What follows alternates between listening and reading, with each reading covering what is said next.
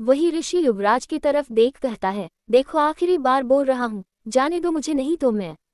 तभी ईशान बीच में ही उसकी बात काटते हुए कहता है, ऋषि सॉरी कहो युवराज से।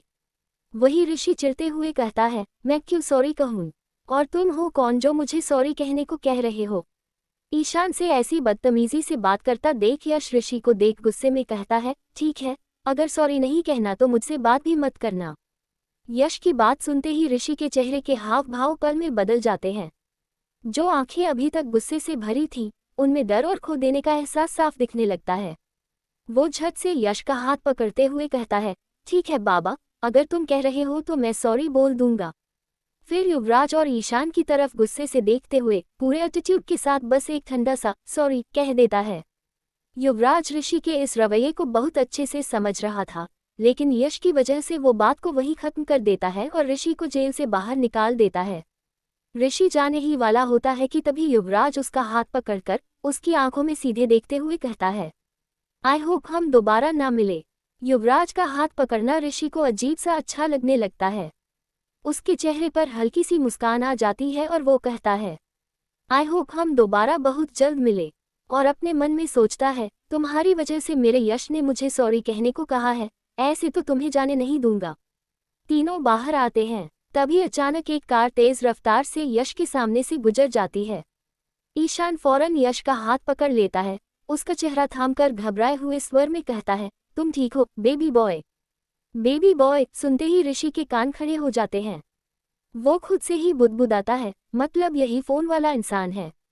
ये सोचते हुए ऋषि झट से ईशान का हाथ यश के चेहरे से हटाता है और ठंडी नजरों से देखते हुए कहता है, अपने यश की फिक्र मैं अच्छे से करना जानता हूँ। ईशान का गुस्सा अब साफ दिखने लगता है। वो कुछ कहने ही वाला होता है कि यश हालात को समझते हुए तुरंत ऋषि के गले लग जाता है और कहता है, ऋषि तू कितने दिन बाद आया है, बहुत मिस किया मैंने तुझे। ऋषि मल्होत्रा यश के चाचू का बेटा था, जिसे यश बहुत प्यार करता था। बचपन से ही दोनों एक दूसरे का बहुत ख्याल रखते आए थे। ऋषि भी भावुक होकर कहता है, मैंने भी बहुत मिस किया तुम्हें। ईशान समझ जाता है कि इस वक्त यश कोई तमाशा नहीं चाहता। वो खुद को शांत करते हुए कहता है, रात बहुत हो गई है, चलो तुम दोनों को घर छोड़ दूं। यश कुछ कहता उससे पहले ही ऋषि बोल पड़ता है, क्यों? तुम मेरे यश के ड्राइवर हो जो छोड़ने जाओगे? बार बार मेरा यश सुनकर ईशान का खून खौलने लगता है। यश कड़क आवाज में कहता है, ये ड्राइवर नहीं है। ऋषि तुरंत पूछता है, तो ये कौन है? ईशान आगे बढ़कर कुछ कहने ही वाला था कि यश बोल पड़ता है, ये मेरा दोस्त है। सिर्फ दोस्त, ये शब्द ईशान के दिल में तीर की तरह चुभ जाते हैं। वो यश की आंखों में देख हल्की उदासी के साथ कहता है, हाँ सिर्फ दोस्त हूँ। फिर तीनों यश के कार के अंदर बैठ जाते हैं। कार के अंदर पूरे रास्ते ईशान खामोश रहता है। यश बार बार शीशे में उसका चेहरा देखता रहता है, जैसे कुछ कहना चाहता हो पर कह नहीं पा रहा हो। मेंशन पहुंचने के बाद ईशान बाइक की तरफ बढ़ता है। उसे जाता देख यश भी उसके पीछे जाने लगता है, मगर ऋषि उसका हाथ पकड़कर अंदर ले जाता है।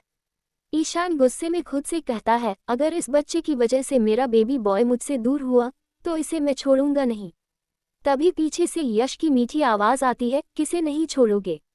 ईशान पलटकर देखता है, हल्की उदासी से कहता है, आज तुम्हें मेरे साथ नहीं सोना। यश उसका हाथ पकड़कर एक खाली कमरे में ले जाता है और प्यार से गले लगाकर कहता है, सॉरी, ऋषि ने तुमसे रूडली बात की ना, इसलिए तुम नाराज हो। ईशान उसके बाल सहलाते हुए कहता है, मुझे उसकी बात का बुरा नहीं लगा, बस तुमसे दूर जाने का लग रहा। फिर मुस्कुराकर जोड़ता है, ये सब छोड़ो और अभी अपने भाई के साथ वक्त बिताओ, काफी सालों के बाद अमेरिका से आया है। ये सुनते ही यश हैरान होकर पूछता है, तुम्हें कैसे पता कि ऋषि अमेरिका में रहता था? ईशान उसके माथे को चूमते हुए कहता है, कहा था ना मैं तुम्हारे बारे में सब जानता हूँ। ये सुन यश हंसते हुए कहता है, तुम मुझे स्टॉक करते हो क्या? ईशान शरारती मुस्कान के साथ कहता है, हाँ बचपन से। इतना बोल वो यश के और करीब जाने लगा और जैसे ही वो करीब आता है, ऋषि की आवाज गूंजती है, यश मेरे भाई कहाँ रह गए तुम? उसकी आवाज सुन ईशान चिढ़कर कहता है, एक दिन तुम्हारे भाई को गोली से उड़ा दूंगा। यश घूरता है तो ईशान उसके गाल खींचकर हंसता है, मजाक कर रहा था मेरे क्यूट बेबी बॉय। इतना कहते हुए वह अपने घर चला जाता है। उसके जाते ही माहौल में एक अजीब सी खामोशी छा जाती है, जैसे सब कुछ अचानक थम सा गया हो। रात की ठंडी हवा भी अब बोझिल लगने लगी थी। वही यश ऋषि के पास जा कहता है, अब तू बहुत थक गया होगा, मैंने तेरा रूम भी साफ करवा दिया है, तू जाकर रेस्ट कर ले। वही ऋषि यश के बेड पर बैठ बच्चे की तरह कहता है, नहीं, मुझे मेरे भाई के साथ सोना है। ये कहते हुए उसकी आंखों में हल्की सी नमी आ जाती है। यश को यूं छोड़कर अकेले जाने का मन ही नहीं करता था उसका।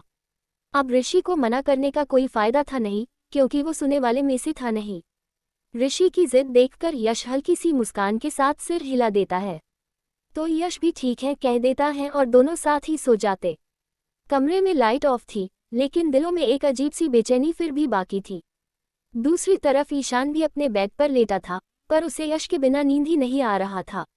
इन कुछ दिनों में ईशान को यश के साथ सोने का आदत जो हो गया था। वो बार बार करवट बदलता, छत को घूरता और मन ही मन यश को कोसता भी कि आज उसे छोड़कर कैसे सो गया। वहीं यश का भी कुछ ऐसा ही हाल था। जब तक वो ईशान को हग नहीं कर लेता, उसे भी नींद नहीं आता। पर आज ऋषि उसके सीने से लिपटा हुआ था और यश बीच में फंसा हुआ सा महसूस कर रहा था। फिर ईशान ने सोचा कि यश को कॉल कर ले, पर वो सो गया होगा ये सोच वो बस अपना एक सेल्फी खींच यश को सेंड कर देता है। उस सेल्फी में उसकी आंखों की उदासी साफ झलक रही थी। वही यश अपना फोन में ईशान का सेल्फी देख उसके होठों पर मुस्कान छा जाता है। उसका दिल एक पल को सुकून महसूस करता है और वह भी अपना फोटो खींचने लगता, पर ऋषि यश से इतना चिपक कर सोया था कि वो खुद का सेल्फी भी नहीं ले पा रहा था। तो वह ऐसे ही अपना एक सेल्फी ले ईशान को सेंड कर देता है। यश के ऊपर ऋषि को देख ईशान गुस्से में अपना फोन पटक देता है और चिढ़ते हुए अपनी आंखों को बंद कर सो जाता है। लेकिन नींद फिर भी उसकी आंखों से कोसों दूर थी। सुबह का वक्त हो चुका था। धूप की हल्की सी किरणें कमरों में फैलने लगी थी। समायरा आर्यन को मैसेज कर आज एक रिजॉर्ट में मिलने के लिए बुलाती है, तो आर्यन भी उसे ठीक है कह देता है।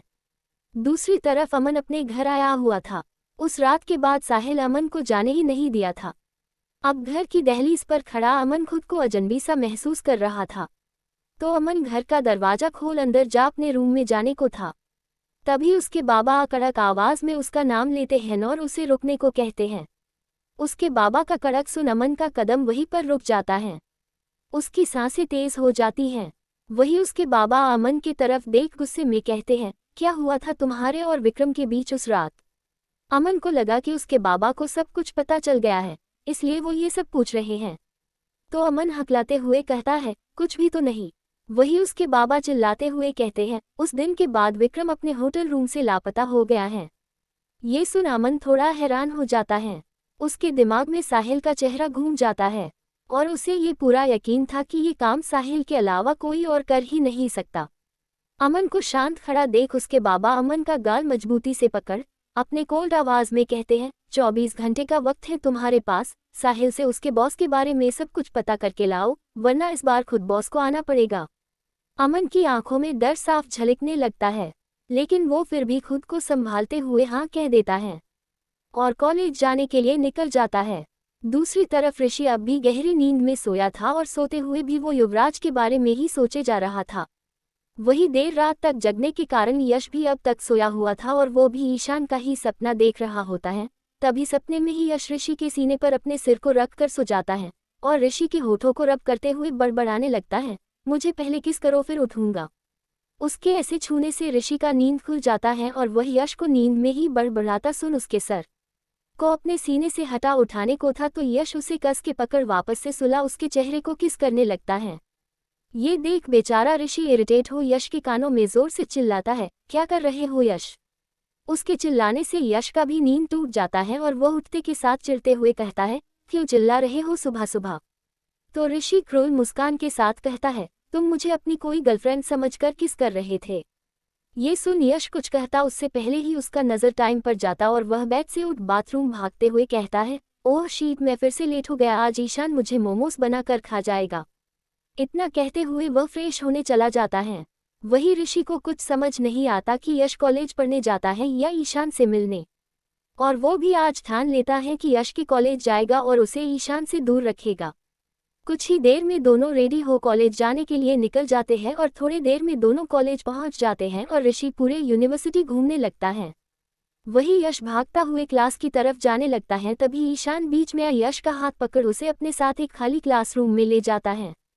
वहां जा दरवाजा बंद कर यश को दरवाजे पर ही सटा उसके दोनों साइड का रास्ता ब्लॉक कर उसके प्यारे चेहरे को देखने लगता है तो यश मुस्कुराते हुए कहता है, अगर ऐसे ही तुम मुझे देखते रहे तो फिर से मेरे प्यार में पड़ जाओगे। उसके बातों को सुन ईशान कहता है, मैं तो पूरी जिंदगी तुमसे प्यार कर सकता हूँ। और थोड़ा उदास हो उसे अपने बाहों में भर लेता है। वही यश ईशान के पीठ पर अपना हाथ रख प्यार से कहता है, कुछ हुआ है क्या, तुम इतने परेशान क्यों लग रहे हो। उसके सवाल का कोई जवाब न देते हुए ईशान मुस्कुराते हुए कहता है, 1 हफ्ते के बाद मेरा बेबी बॉय का बर्थडे आने वाला है। ये सुन यश खुश हो झट से कहता है, ओह हम 1 हफ्ते के बाद पूरा 22 साल का हो जाऊंगा। और अपने सर पर चमेट मारते हुए कहता है, तू हमेशा खुद का ही बर्थडे भूल जाता है। ये देख ईशान चिढ़ते हुए यश का हाथ नीचे कर उसके सर को चूमते हुए कहता है, हे मेरे बेबी बॉय को ऐसे मारने का हक किसी को भी नहीं है। ईशान का बात को सुन और उसे इतना फिक्र करता देख यश के होठों पर मुस्कान छा जाता है और वह मुस्कुराते हुए ईशान का दोनों कंधा पर अपना हाथ रख कहता है, तो तुम मुझे गिफ्ट में क्या दोगे। तो ईशान क्रोल मुस्कान के साथ कहता है, वो तो सरप्राइज है बेबी बॉय। सरप्राइज ये सुनते ही यश ईशान का हाथ पकड़ जिद करने लगता कि उसे अभी जानना है कि वो क्या सरप्राइज देने वाला है। उसे बच्चों की तरह जिद करता देख ईशान उसका दोनों हाथ पकड़ ऊपर कर उसके होठों को अपने होठों के अंदर भर प्यार से पेशेंटली चूमने लगता है। कुछ देर तक चूमने के बाद ईशान उसे वापस अपने बाहों में भर कहता है, I love you so much baby boy. तुम्हें कोई आइडिया भी नहीं है मैं तुमसे किस हद तक प्यार करता हूँ, और जब तुम ऐसे बच्चों की तरह करते हो तो तुम पर और भी ज्यादा प्यार आता है। मन करता है तुम्हें पूरी जिंदगी ऐसे ही अपने बाहों में रखूं ताकि कोई भी मुझे तुमसे अलग ना कर पाए। ईशान ये सब कहे जा रहा था, वही यश बस खामोश हो सुने जा रहा था। आज पहली बार था जो ईशान उससे अपने जज्बात ऐसे जाहिर कर रहा था। यश की आंखें नम हो जाती हैं, वो कुछ कहना चाहता था पर शब्द साथ नहीं दे रहे थे।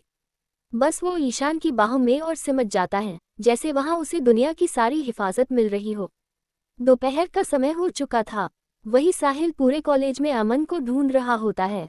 क्लासरूम, लाइब्रेरी, ग्राउंड, हर जगह उसकी नज़र अमन को खोज रही थी। आखिरकार तभी उसका ध्यान कैफेटेरिया की ओर जाता है। वहां एक कोने की टेबल पर अमन अकेला बैठा बिस्कुट और चाय खा रहा होता है। उसका झुका हुआ सिर और बुझी बुझी आंखें दूर से ही साहिल को बेचैन कर देती हैं। साहिल बिना वक्त गंवाए काउंटर से ढेर सारा खाना लेता है और सीधे अमन की टेबल पर जाकर सब कुछ रख देता है।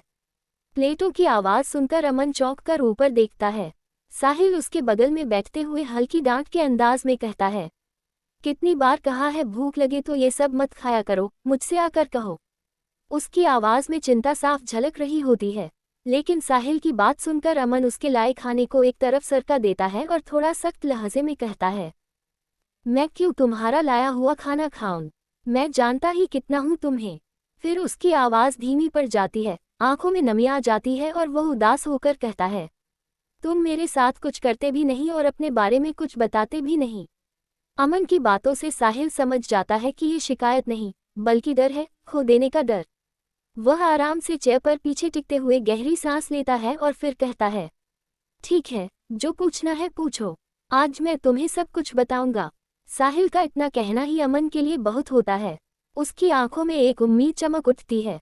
वह झट से कहता है, सच्ची। उसकी आंखों की वो चमक साहिल का दिल छू जाती है।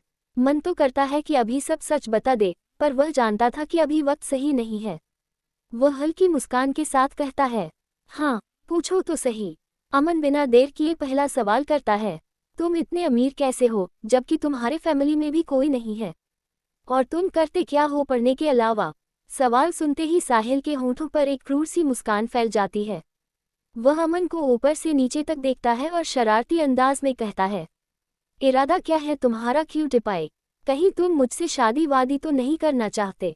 शादी शब्द सुनते ही अमन का पूरा चेहरा लाल हो जाता है। वह शर्म से नजरें चुरा कर कहता है, दिमाग खराब हो गया है क्या तुम्हारा, 2 लड़कों की शादी कैसे हो सकती है। साहिल थोड़ा और पास झुकता है और बेहद ठंडे मगर गहरे लहजे में कहता है, हो सकती है अगर दोनों एक दूसरे से करना चाहे तो। इतना कहते ही वह अमन को ऐसी नज़र से देखने लगता है जैसे उसे पड़ रहा हो। अमन की तो बोलती ही बंद हो जाती है। वह ये भी भूल जाता है कि वह यहाँ साहिल से जानकारी निकलवाने आया था। उसकी आंखें बस साहिल की आंखों में डूबती चली जाती हैं। टूटी फूटी आवाज में बिना नजर हटाए अमन सवाल करता है, तुमने कहा था तुम्हें मेरे साथ सेक्स करना है, पर करते नहीं, क्यों। सवाल सुनते ही साहिल का चेहरा गंभीर हो जाता है। वह अमन के और करीब आता है, धीरे से उसके चेहरे पर हाथ रखता है और बेहद प्यार से कहता है, क्योंकि मैं सिर्फ तुम्हारे जिस्म को ही अपना बनाना नहीं चाहता, बल्कि तुम्हारी रूह में बसना चाहता हूँ। तुम्हारे दिल पर राज करना चाहता हूँ। तुम्हारे हर हिस्से पर सिर्फ अपना नाम देखना चाहता हूँ। ये शब्द अमन के दिल के अंदर तक उतर जाते हैं। उसकी सांसें तेज हो जाती हैं, आंखें भर आती हैं। इतना कहने के बाद साहिल अपनी चेयर से उठता है, अमन के माथे पर प्यार से चूमता है और कहता है, क्यों टिपाई, जिस दिन मुझे ऐसा लगा कि तुम सिर्फ मेरे हो गए हो, उस दिन हमें एक होने से कोई भी रोक नहीं सकता। वह जाने लगता है, फिर पलटकर सख्त मगर मुस्कुराते हुए कहता है, पूरा खाना खत्म करके जाना, वरना जो अभी कहा वो सब भूल जाऊंगा। इतना कहकर वह चला जाता है। वही बेचारा अमन वहीं बैठा रह जाता है। उसे समझ ही नहीं आता कि वह करे तो करे क्या। साहिल हमेशा ही अपनी बातें इतनी गहराई से कहता था कि अमन के दिल में उसके लिए प्यार और तेजी से बढ़ता चला जाता था। शाम का वक्त हो चुका था, कॉलेज की छुट्टी भी हो गई थी। वही ऋषि बाहर खड़ा सबके आने का इंतजार कर रहा होता है। कुछ ही देर में नायरा और आहान वहां आ जाते हैं। ऋषि को इतने दिनों बाद देखकर दोनों बहुत खुश होते हैं और बातें करने लगते हैं। वही यश अब भी ईशान को ढूंढ रहा होता है। तभी ईशान भी वहां आ जाता है। ईशान को देखते ही यश उसके पास जाने ही वाला होता है कि ऋषि उसका हाथ पकड़कर बच्चों की तरह जिद करते हुए कहता है, ऋषि को भूख लगी है, चलो ना कोई मस्त सा बार में चलते हैं सब। आहान भी यश का दूसरा हाथ पकड़ते हुए झट से कहता है, हाँ डूड, चलते हैं ना, काफी टाइम से नहीं गए।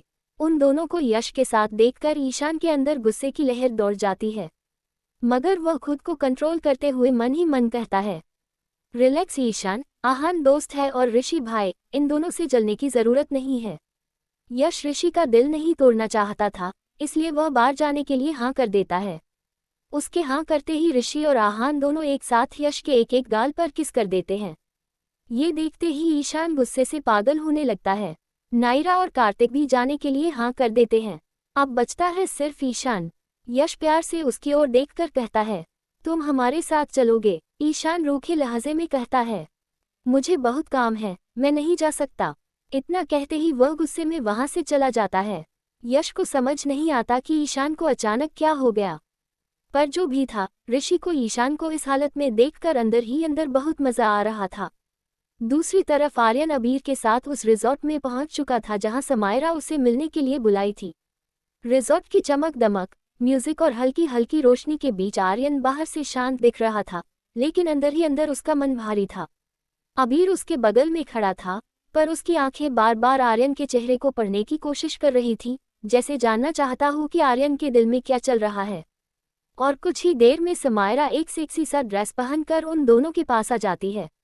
उसकी चाल में कॉन्फिडेंस था, चेहरे पर एक चालाक सी मुस्कान और आंखों में सिर्फ आर्यन के लिए चमक।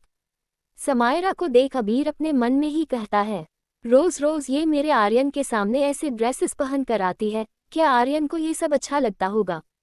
इतना कहते हुए वह आर्यन की तरफ देखता है, जो समायरा को देख मुस्कुरा रहा था। वो मुस्कान अबीर के दिल में किसी चुभते हुए कांटे की तरह लगती है। उसे देख अबीर थोड़ा उदास हो जाता है और धीमे आवाज में कहता है, काश मैं भी लड़की होता और आर्यन को ऐसे ही ड्रेस पहन कर सेड्यूस कर पाता। उसके शब्दों में मजाक कम और दर्द ज्यादा था, वही दर्द जो वो हर दिन छुपा कर रखता था। वही समायरा उनके पास आर्यन के हाथों में अपना हाथ गोल घुमा उसे अपने साथ ले जाने लगती है। समायरा का ये अधिकार जमाना अबीर से देखा नहीं जाता, फिर भी वो चुप रहता है और उन दोनों के पीछे पीछे चलने लगता है। तभी समायरा अबीर के तरफ देख प्यार से कहती है, तुम्हारा यहाँ कोई काम नहीं है, तुम घर चले जाओ। ये सुन आर्यन भी उसे जाने को कह देता है। आर्यन का भी उसे आने से मना करना अबीर को बिल्कुल भी अच्छा नहीं लगता। उसके सीने में जैसे कुछ टूट सा जाता है। फिर वह ज्यादा कुछ ना कहते हुए अपना सर झुकाकर जाने लगता है। उसके कदम भारी हो जाते हैं, आंखों में नमी आ जाती है, पर वो पीछे मुड़कर नहीं देखता। आबिर को उदास हो जाता देख आर्यन का तो मन कर रहा था वो समायरा को छोड़ उसके पास चला जाए। एक पल के लिए उसका दिल जोर से धड़कता है, लेकिन वो खुद को रोक लेता है। वही समायरा आर्यन को लिए रिजॉर्ट के ही एक रूम में आ जाती है और रूम का दरवाजा खोलकर अंदर ले चलती है। रूम पूरा सजा हुआ था, बेड पर ढेर सारा फूल, हल्की रोशनी और टेबल पर खाना भी रखा था। सब कुछ किसी खास रात की तैयारी जैसा लग रहा था। रूम को देख आर्यन गुस्से में कहता है, ये सब क्या है समायरा? तो समायरा नाटक करते हुए कहती है, सॉरी आर्यन, लेकिन ये सब मैंने नहीं किया, शायद रिजॉर्ट वालों ने ही किया होगा।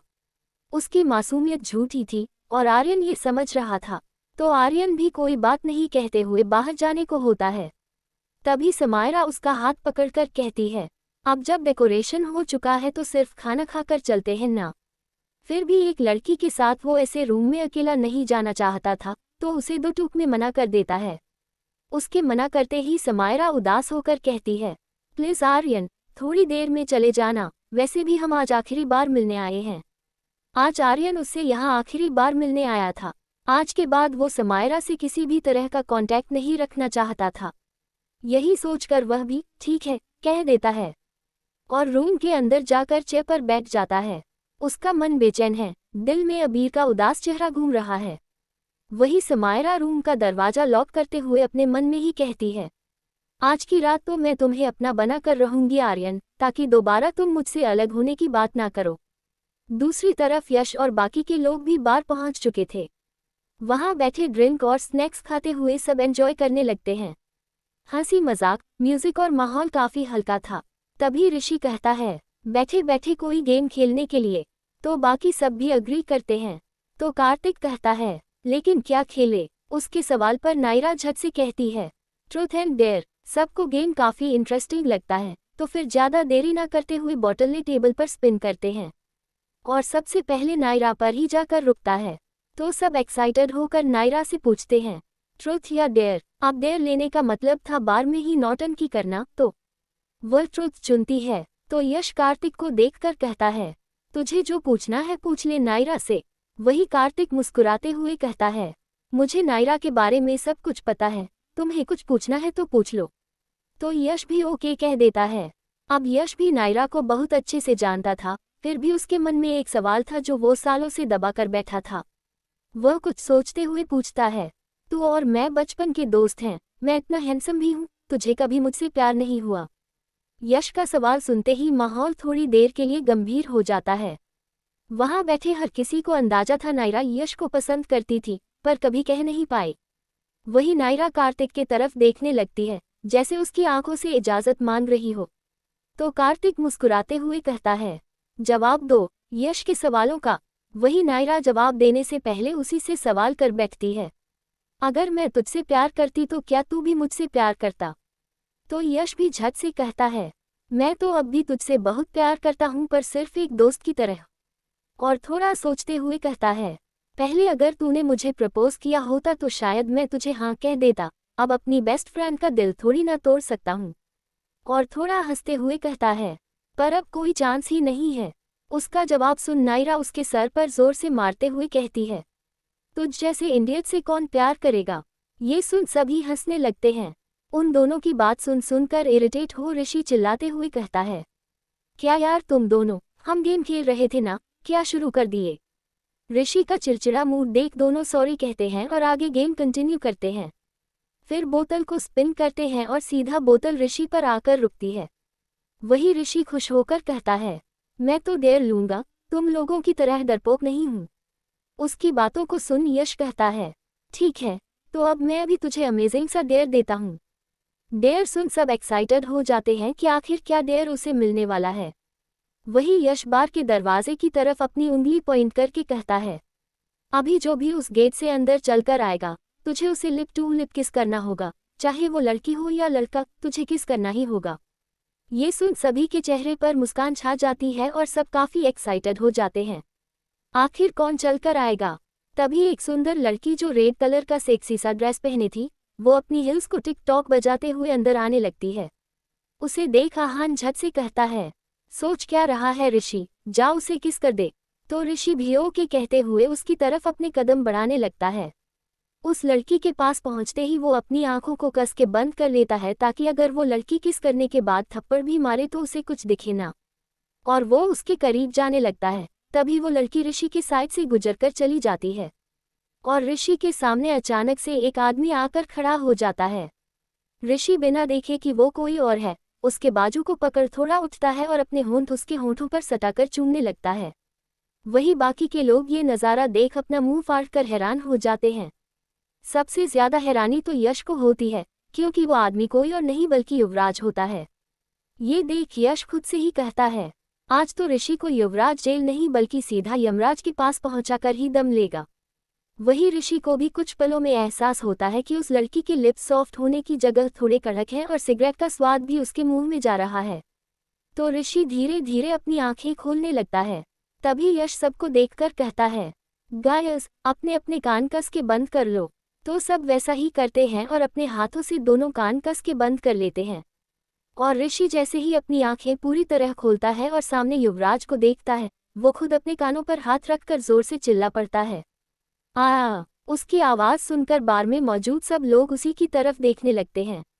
तभी युवराज उसका मुंह बंद करता है और उसका हाथ पकड़कर खींचते हुए उसे अपने साथ बाहर की तरफ ले आता है। उन दोनों को जाते देख यश भी उनके पीछे जाने ही वाला होता है। तभी नायरा यश को रोकते हुए कहती है, बहुत डेंजर सिचुएशन थी उन दोनों के बीच, उन्हें 5 मिनट अकेले में बात कर लेने दो, फिर चले जाना। यश भी ठीक है कह देता है और रुक जाता है, लेकिन उसके दिल में ऋषि को लेकर बेचैनी बढ़ने लगती है।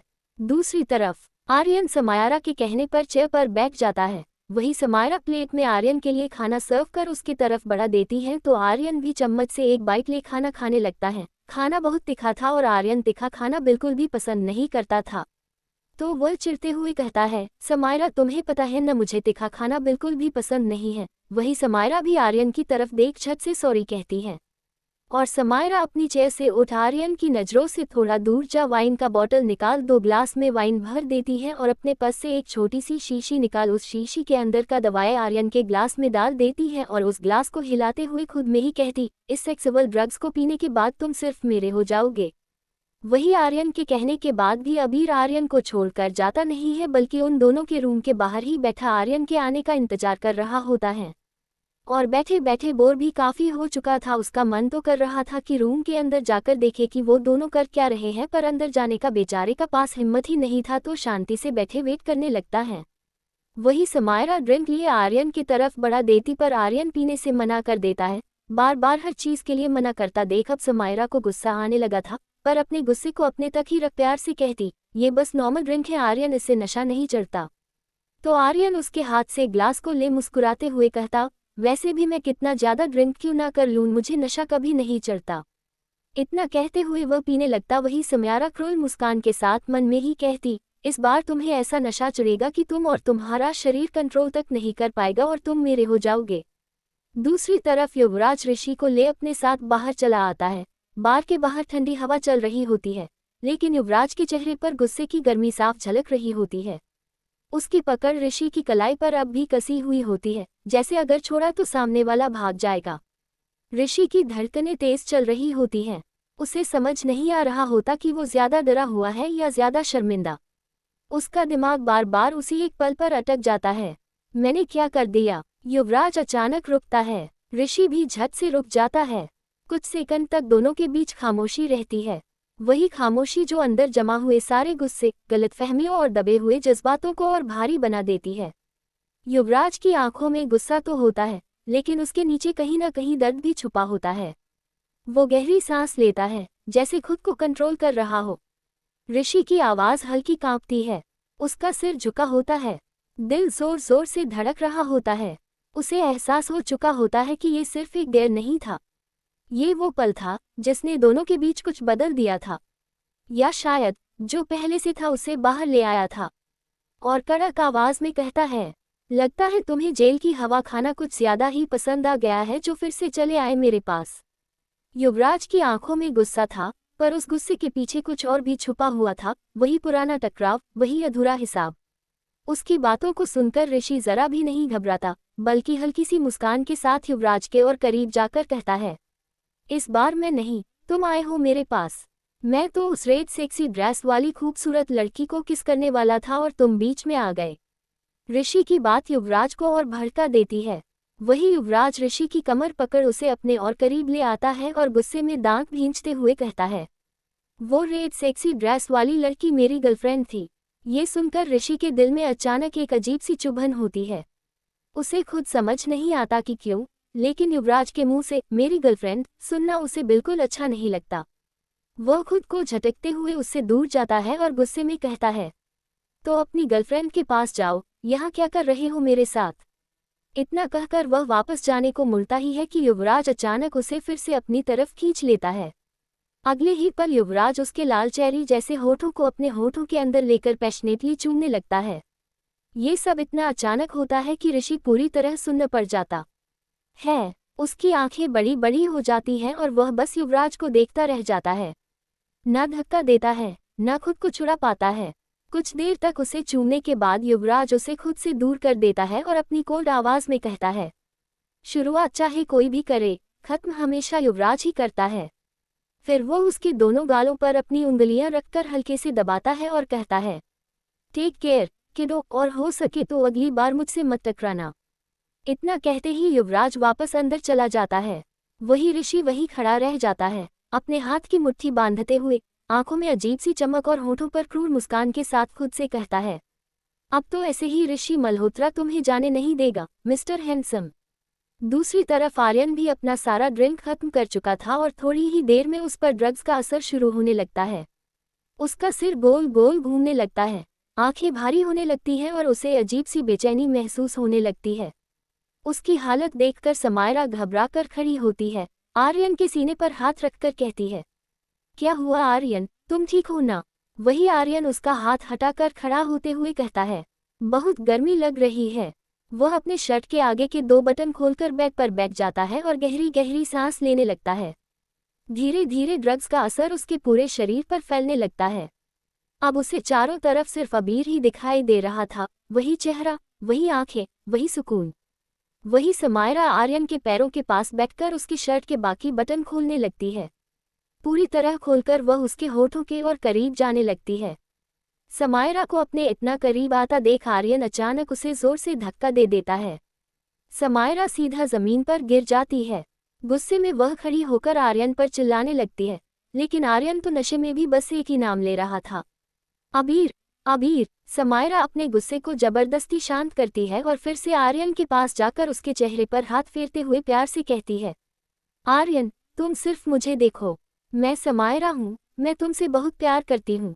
इतना कहते हुए वह जबरदस्ती उसके गले लगने की कोशिश करती है। वही आर्यन उसे फिर से धक्का देता है और चिल्लाते हुए कहता है, चली जाओ यहाँ से और मेरे अबीर को बुलाओ। उसकी जोरदार आवाज़ सुनकर बाहर खड़ा अबीर परेशान हो जाता है। वह दरवाजे के पास आकर आवाज़ देता है और नॉक करने लगता है। अबीर की आवाज़ सुनकर समायरा दरवाज़ा खोलती है और उस पर चिल्लाते हुए कहती है, तुम्हें मैंने जाने को कहा था ना, गए क्यों नहीं। अबीर कुछ बोलने ही वाला होता है कि अंदर से आर्यन की नशे में डूबी आवाज़ सुनाई देती है। अबीर समायरा को एक तरफ हटाकर अंदर चला जाता है। आर्यन की हालत देखकर उसकी आंखों में गुस्सा और चिंता एक साथ आ जाते हैं। वह समायरा को घूरते हुए कहता है, क्या पिलाया है तुमने मेरे आर्यन को। अबीर उसे पिछले 7 सालों से जानता था। उसे पता था कि आर्यन कितना भी ड्रिंक कर ले, उसे कभी नशा नहीं चढ़ता। समायरा हकलाते हुए कहने लगती है, कुकू, कुछ भी तो नहीं। अबीर का गुस्सा अब काबू से बाहर हो चुका था। वह समायरा का हाथ पकड़कर उसे रूम से बाहर निकाल देता है और उंगली दिखाते हुए कहता है, आज के बाद अगर मेरे आर्यन के आसपास भी नजर आई ना, तो अगली बार मैं भूल जाऊंगा कि तुम लड़की हो।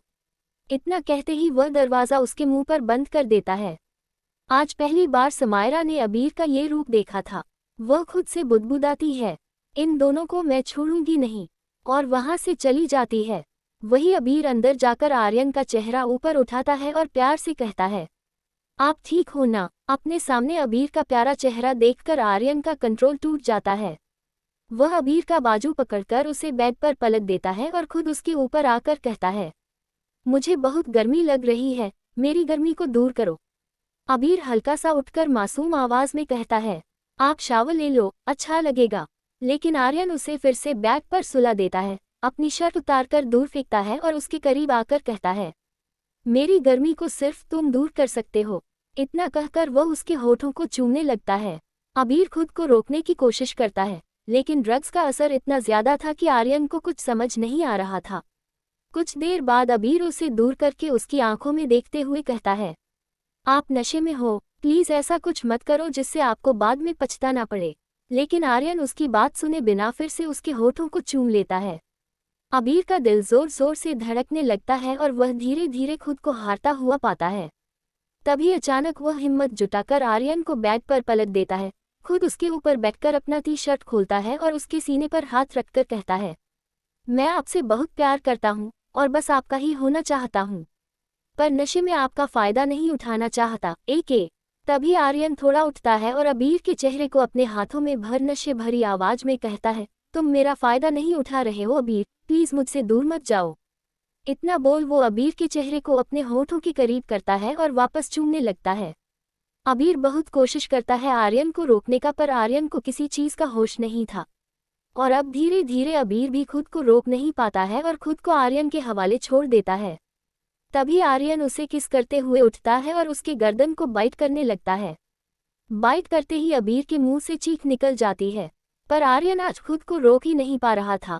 वो अबीर को बेड में पलट उसके शरीर को चूमने लगता है। वही अबीर बस गहरी सांस ले रहा था और जैसे ही आर्यन का हाथ अबीर के जीन्स तक आया, अबीर तुरंत उसका हाथ रोक लिया और मासूम आवाज में कहा, प्लीज आर्यन रुक जाओ, मैं आपका होना चाहता हूं पर ऐसे नहीं।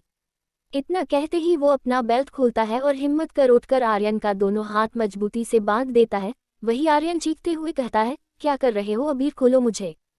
ये सुन अबीर आर्यन को बेड पर सुलाता है और उसके बाल को फेरते हुए कहता है, सॉरी एके, पर मैं नहीं चाहता कल आपको खुद से नफरत हो, इसलिए ये करना जरूरी है। इतना बोल वो एसी की स्पीड बढ़ाता है और खुद उसके बगल में लेट जाता है।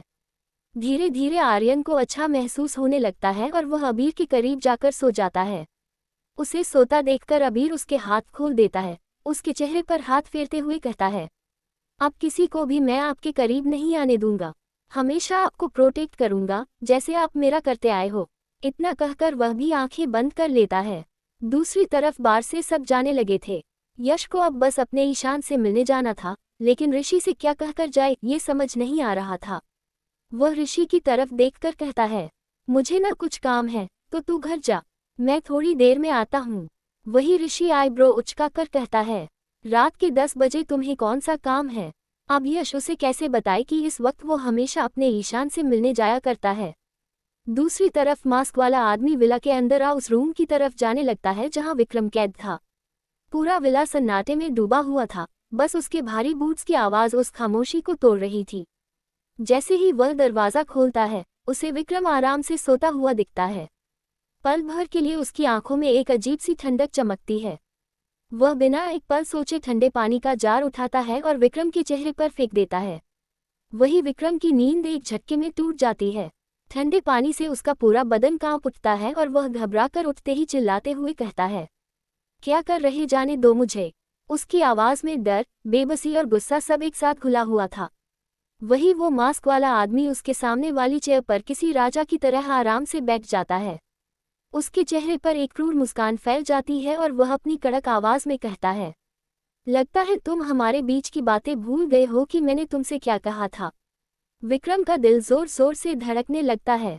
उसके दिमाग में सैकड़ों ख्याल घूमने लगते हैं।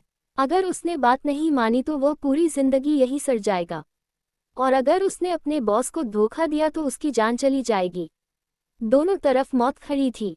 थोड़ा सा हिम्मत जुटाकर, ज्यादा ना सोचते हुए विक्रम कांपती आवाज में कहता है, मैं तुम्हें बॉस का आगे का प्लान बताने के लिए तैयार हूँ, पर उसके बाद तुम्हें भी मुझे आज़ाद करना होगा। वही मास्क वाला आदमी कुछ सेकंड तक उसे घूरता रहता है, जैसे उसकी आत्मा पड़ रहा हो। फिर वह ठंडे लहजे में बस इतना कह देता है, ठीक है। ये सुनते ही विक्रम को थोड़ी सी उम्मीद मिलती है और वह तोते की तरह उसके सामने सब कुछ उगल देता है। हर प्लान, हर नाम, हर अगला कदम, सब कुछ। सारी बातें सुनने के बाद मास्क वाला आदमी धीरे धीरे खड़ा हो जाता है। उसे उठते देख विक्रम को डर लगने लगता है कि कहीं वह मुकर तो नहीं गया। विक्रम जोर से चिल्लाते हुए कहता है, अरे जाने से पहले मुझे आज़ाद तो करके जाओ। वही मास्क वाला आदमी पलटकर एक खतरनाक क्रूर मुस्कान के साथ कहता है, अभी मेरा मन नहीं है तुम्हें छोड़ने का, कुछ वक्त और मेरे साथ बिता लो। इतना कहते ही वह जाने लगता है। घबराया हुआ विक्रम पूरी ताकत से चिल्लाता है, मुझे ऐसे कैद करने से तुम यश को नहीं बचा सकते, बॉस तो उसका जान लेकर ही रहेंगे। यश का नाम सुनते ही उस मास्क वाले आदमी की आंखें गुस्से से लाल हो जाती हैं। वह पलटकर विक्रम के पास आता है, उसके बालों को अपनी मुट्ठी में कसकर पकड़ता है और बेहद ठंडी आवाज में कहता है, तुम्हें यश की नहीं, अपनी फिक्र करनी चाहिए, तुम्हें यहाँ से कौन लेने आएगा।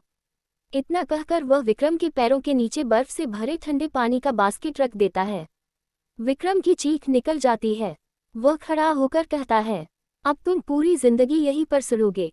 वही विक्रम रो रो कर, चिल्ला चिल्ला कर सॉरी कहने लगता है, पर मास्क वाला आदमी बिना एक शब्द सुने दरवाज़ा लॉक कर बाहर निकल जाता है। कमरा फिर से अंधेरे और चीखों से भर जाता है। दूसरी तरफ यश ऋषि के सामने कुछ कुछ बहाना बना ईशान के कैफे जाने के लिए निकल जाता है।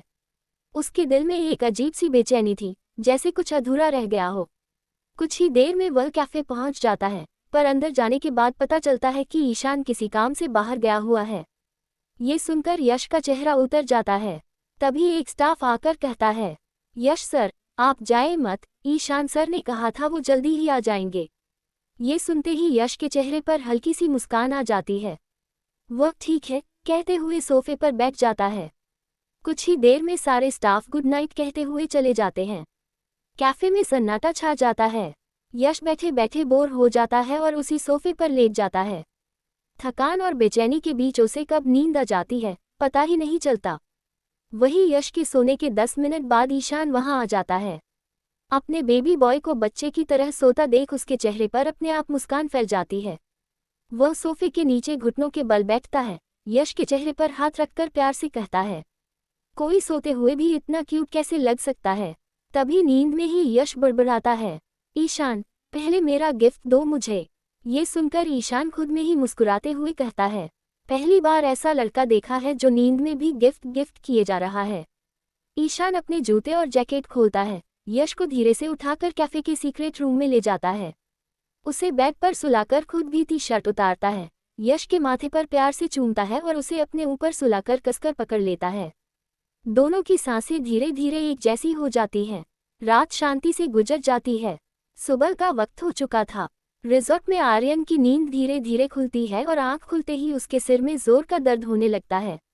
वह सिर पकड़कर बेड पर बैठ जाता है और खुद से कहता है, मैं कल रात को रिजॉर्ट में ही सो गया।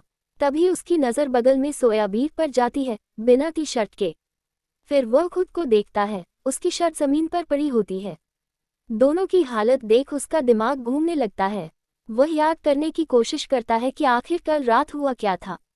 बहुत जोर लगाने के बाद भी उसे कुछ साफ साफ याद नहीं आता। वह अबीर के पास जाकर प्यार से कहता है, मुझे याद नहीं कि कल रात हमारे बीच क्या हुआ, पर फिर भी मैं बहुत खुश हूँ कि उठते ही तुम्हारा चेहरा देखने को मिला। इतना कहते हुए वह अबीर के होंठों पर हल्का सा किस करने ही वाला था कि अबीर की नींद टूट जाती है। वह घबरा कर उठता है और आर्यन के चेहरे पर हाथ रखकर कहता है, आप ठीक हो ना। अबीर की आंखों में फिक्र देख आर्यन मुस्कुराता है और कहता है, अबीर के रहते भला आर्यन को कुछ हो सकता है क्या। फिर थोड़ा रुककर कहता है, कल हमारे बीच कुछ हुआ। इतना सुनते ही अबीर को राहत मिलती है। वह जल्दी से कहता है, नहीं नहीं, कुछ भी नहीं हुआ, हम तो बस सो रहे थे। आर्यन को यकीन करना मुश्किल होता है। तभी उसकी नज़र अबीर की गर्दन पर बने निशान पर जाती है। वह आईब्रो उठाकर कहता है, पक्का हमारे बीच कुछ नहीं हुआ। उद्धरण चिन्ह विस्मयादिबोधक चिन्ह। बेचारा अबीर बस सिर हिला देता है। अबीर कुछ बताना नहीं चाहता, ये समझकर आर्यन भी ज्यादा फोर्स नहीं करता। दोनों तैयार होकर रिजॉर्ट से निकल जाते हैं। दूसरी तरफ यश की नींद खुल चुकी थी। कैफे के रूम में खुद को अकेला पाकर वह ईशान को आवाज देने ही वाला था कि उसकी नज़र बगल में रखे पिंक कलर के गिफ्ट पर जाती है। नीचे एक लेटर रखा होता है। यश समझ जाता है कि ये ईशान ने ही रखा है। वह खुश होकर लेटर खोलता है। गुड मॉर्निंग बेबी बॉय, मुझे काम से घर जाना पड़ रहा है, तुम रेडी होकर कॉलेज आ जाना, मैं वेट कर रहा हूँ। और ये गिफ्ट खोलना मत भूलना। लेटर पढ़कर यश मुस्कुराता है, लेटर को किस करता है और गिफ्ट खोलता है। अंदर एक क्यूट सा सुसु करता बच्चा होता है, जिसके हाथ में लिखा होता है बेबी बॉय।